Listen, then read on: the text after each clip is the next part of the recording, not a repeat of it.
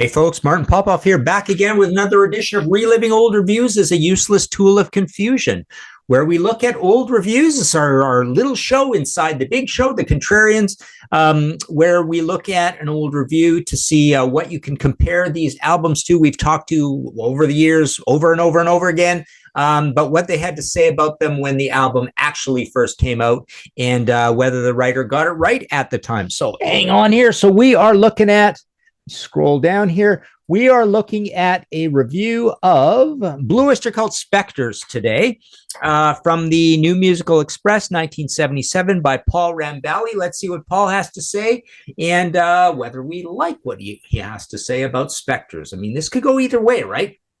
This is the kind of album that's it's fairly mellow, fairly poppy, as was Agents of Fortune, as will be Mirrors kind of thing.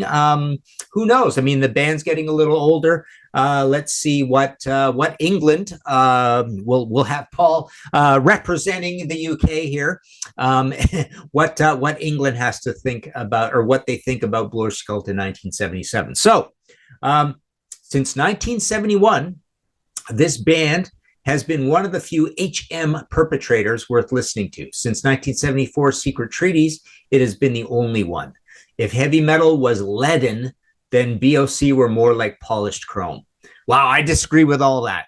Heavy metal is somewhat leaden. It's not always leaden, but BOC is anything but polished chrome, especially in the black and white period. It is pretty old sounding. I always compare them to, like, it's dated heavy metal. It sounds like the Doors. I'm not a big fan of those first three albums, or On Your Feet or On Your Knees. I mean, I'm definitely a fan. I'm a massive Blue Oyster Cult fan. I've written 5 Blue Oyster Cult books. That's right. You can get them at martinpopoff.com. We've got Agents of Fortune, the regular Blue Oyster Cult story, The Dominance and Submission, which is the panel book. I've written the 2 Imaginos related crazy timeline conspiracy theory occult books, Flaming Telepaths and what's the other one called? Perfect Water, and Blue Oyster Cult, a visual biography. So I'm obviously a big Blue Oyster Cult fan. Yeah, but yeah, I love the color period, put it that way, from Agents on sort of thing the most. But to say they're the only heavy metal band and all this kind of stuff, they aren't even very heavy, and there's many that are better at doing heavy, I think, at the time. So yeah, this is not off to a great start. Their lyrics were arcane in the extreme and often impenetrable, helping label BOC as the only intelligent heavy metal band. Definitely, they had the best lyrics going, and I think on that respect, for sure, they were like the intellectual, highfalutin, hard rock band that critics could love. But of course, as we've discussed many times and in many places, they weren't particularly heavy all the time. They had a lot of variety in what they did. Personally, I thought BOC were pretty stupid, but fun. I liked the music and trappings because they were over the top in a very American way. Definitely not stupid. Often not very fun, and I don't think they're very over the top in any sort of American way. So yeah, this is striking out as far as I'm concerned on all counts. But when Agents of Fortune came out, though, I could hardly believe my ears. BOC had unveiled music of stunning proportions. Each song on Agents has more depth and detail than most bands achieve in whole albums. Musically, too, BOC has moved to an altogether higher plane. Now he's winning me over. Because that's kind of what happened with Agents, right? It's a lot of variety, really cool, super, a lot of ideas. I love Tattoo Vampire and This Ain't the Summer. I love everything on it. Very, very cool album. Of course, it's got Don't Fear the Reaper as well. Relegating Sandy Pearlman to the role of producer rather than lyricist and general overseer, and allowing the band members to come up front, put BOC one short step away from becoming a world-class band.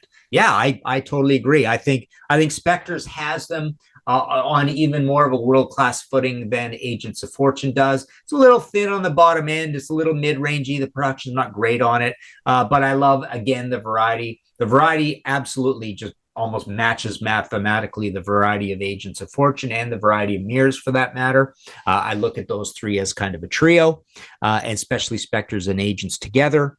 And then I think they get a little heavier and cool and arcane again on Cultosaurus. And these days, Fire of Unknown Origin is my favorite Blue Oyster Cult album. So it's obvious from Spectres that this is something of which they are acutely aware. Identifiable elements of Reaper are meticulously included. I agree with that. This is reflected in the cover as it hints at the supernatural hidden knowledge and power from the same knowledge. Yeah, really cool. Conspiracy theory, arcane, occultish front cover. Beautiful, beautiful cover art. These themes central to the Reaper storyline are carried throughout many of the songs, as are those of the power of love and fatal female attraction. In I Love the Night, for example, during a forlorn evening walk, the protagonist meets a mysterious woman. Though it is never stated, she is a specter. Yeah, very cool analysis. And I like the ties to Reaper because you definitely get that in, Nosferatu and I Love the Night and Fireworks, all these great Melos Death Valley Nights. So yeah, it definitely, we do get a continuation of just the cool world BOC create on Reaper. Like Reaper, the music has an eerie feel. It suggests the same subliminal yearning and surrender with faint, breathy harmonies and a magical guitar sequence. This is probably the most obvious instance, but the traces are also evident in Nosferatu, Celestial the Queen, Death Valley Nights, and Fireworks. However, the assimilation of Reaper into the cult mainstream has been achieved without sacrificing their previous qualities. Golden Age of Leather and Are You Ready to Rock come on like the work of Madman Let Loose with the best hard-railed HM sound in existence. I think that's a little over the top. There's, like I said, much, much better heavy metal done elsewhere. These songs really do not sound that heavy to me anymore. But when I was a kid and got this album, yeah, those were the two rockiest things on the album. They were the rockers along with Godzilla, right? So yeah, little over the top there. The former is a biker's lament for that one last ride. The latter, a Perlman special that could be as straightforward as the title, but probably isn't. Love that. Good writing. Each song is a small masterpiece of form and composition. Love that as well. The cult deploy their armor throughout with a tacit understanding that they are playing songs and not merely numbers with riffs. Because of this and Perlman-Krugman production, the music takes an almost cinematic quality. Yeah, definitely. This is a very cinematic album. Every song in itself is a little movie vignette. Very, very amazing lyrics, of course, as well. And yeah, lots of variety on this album, and definitely not a very heavy album, but that's fine with me. Each song is a sketch, atmospheric, and colorful. This is most evident on Nosferatu, a chilling, sublime song that evokes Dark Age Europe and forgotten ritual. Very cool. Spectres is more adventurous than Agents. The notable surprises are Godzilla, about naturally a rampaging monster and close to Dictator's territory. I love that comparison. And Going Through the Motions.